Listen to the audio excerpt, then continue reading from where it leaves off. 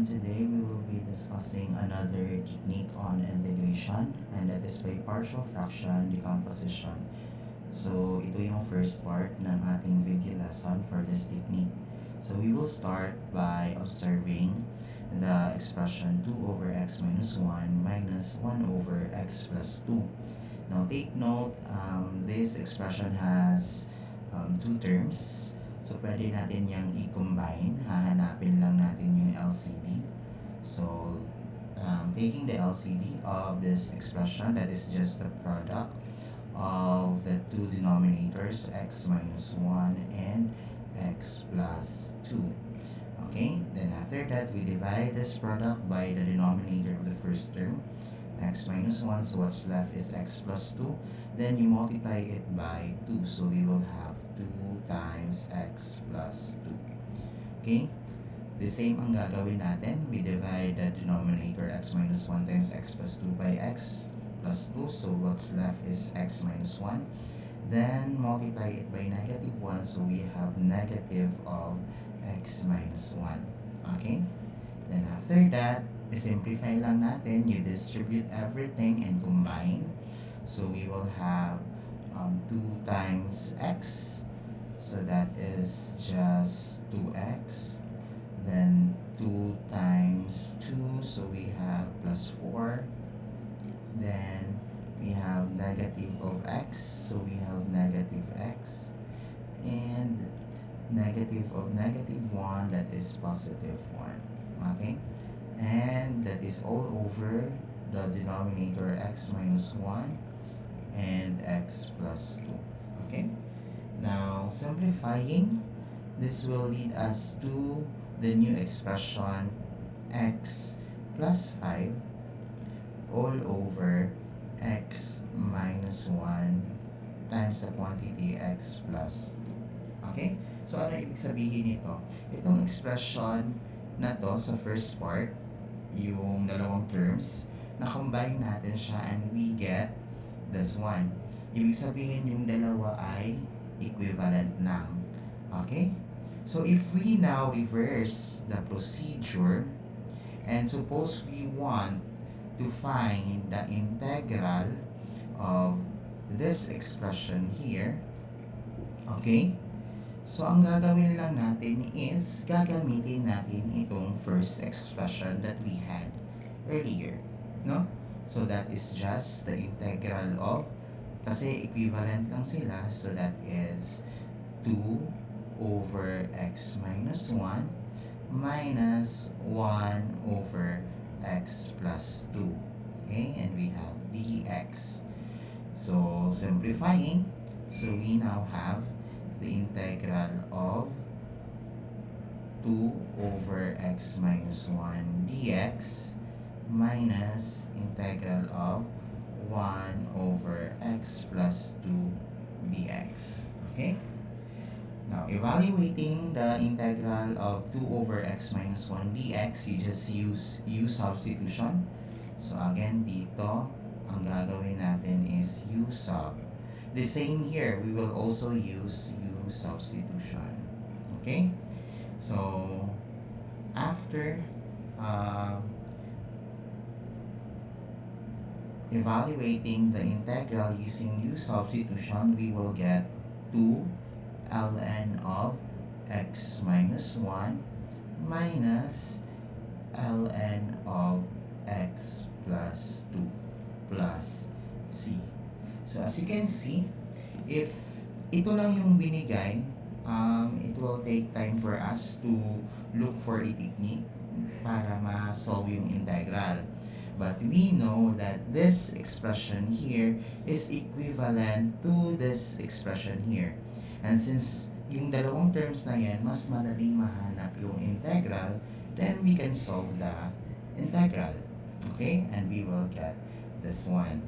Okay? So meaning, ang ibig sabihin is, if you are given with a rational function, okay, ang gagawin natin sa kanya is i-decompose natin siya. As long as you have factors of the denominator. Okay? To see how this works, we will use the method of partial fractions. decomposition. Okay? So here we will be considering a rational function of the form p of x over q of x. P and q here are polynomials. Okay? So it's possible to express this rational function as a sum of simpler fractions provided that the degree of the numerator p is less than the degree of the denominator q. Okay?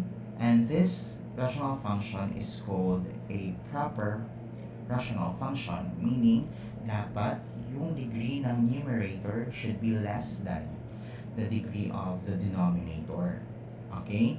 So if yung degree ng numerator is not less than the degree of the denominator, then that function is what we call improper. But ang binigay ay improper rational function, what we're going to do is i-decompose pa rin natin siya. Pero, take note here, meron ng s of x na involved.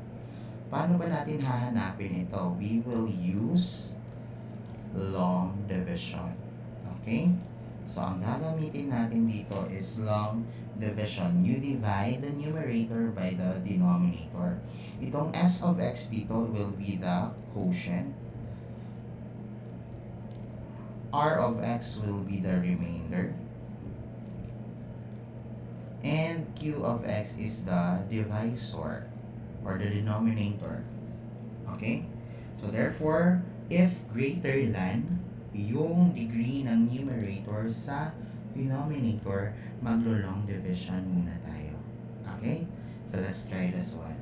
Ito. As you can see, we will evaluate the integral of x cubed plus x all over x minus 1 dx. Now, the degree of the numerator is 3, while the degree of the denominator is 1. That means that this rational function is improper. So, since improper siya, we will do first long division. So, i-divide natin yung x cube, okay, plus x by x minus 1. Now, take note, in long division, para hindi tayo mahirapan or hindi tayo malito, okay, ang gagawin natin is dapat kompleto yung terms na nagdi-decrease yung degree. Meaning, kung cube ito, dapat meron ding squared, merong degree 1 and merong constant term or degree 0. So, therefore, dadagdagan natin to ng x squared. And since sa original walang x squared, so we will just multiply it by 0. So, we have 0x squared. Then, lagay natin si x kasi mayroong x dyan. And our constant is 0, so that is just plus 0. Okay? Then after that, let's do division of polynomials. So first term, x cubed divided by the first term of the denominator or the divisor. So x cubed divided by x is just x squared. Then after that, you multiply the result, x squared by the first term, and that is x cubed. Divided by the second, multiply it by the second term. So x squared times negative 1 is negative x squared. Okay? Then, after that, you subtract. So x cubed minus x cubed, that is just 0. So this is 0. 0x squared minus negative x squared. So that is positive x squared. Then you bring down x and 0. Then after that, the same process. First term, x squared divided by the first term, x. So that is just x. Then multiply this result, x times x is x squared. X times negative 1 is negative x. Then after that, you subtract. Okay? So x squared minus x squared, 0x minus negative x is 2x plus 0. Okay?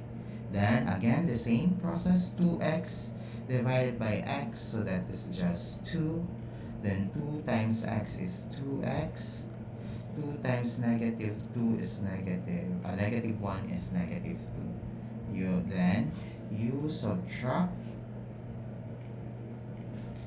So this is just 2x minus 2x, 0, 0, minus negative 2 is positive 2. Since the degree of the result here is already 0, while the degree of the denominator or divisor is 1, so less than na siya. So mag-stop na tayo. That means that this is your quotient. Okay, this is your divisor or denominator, while this one is your remainder. So therefore, the integral of x cubed plus x over x minus 1 dx is just equal to, again, that is s of x, which is the quotient. So the quotient here is, so we have the integral of x squared plus x plus 2. Again, this is the quotient. Plus the remainder, our remainder is 2 over the quotient, the divisor, which is x minus 1. Then you have dx. Okay? Then after that, we integrate now since madali na lang i-integrate yan lahat. So we have the integral of x squared dx plus the integral of x dx plus the integral of 2 dx plus the integral of 2 over x minus 1 dx. Now, the first three terms, kaya nyo yung i-integrate through basic integration, while the last term here is gagamitan ng u substitution. Okay, so that is just the integral of 2 over x minus 1 dx. Ililet u lang natin si x minus 1. So du is equal to dx. So that means that this is just equal to 2 over u du. And that is just equal to 2 ln of u plus c. And that is 2 ln of x minus 1 plus c. Right? So therefore, final answer will be integral of x squared dx is x cubed over 3 plus integral of x is x squared over 2. Integral of 2 dx is 2x. And the integral of 2 over x minus 1 dx is 2 ln of x minus 1 plus c. And that is how you solve that integral. Okay? So, take note again, if the degree of the numerator is greater than the degree of the denominator, you use long division. Okay?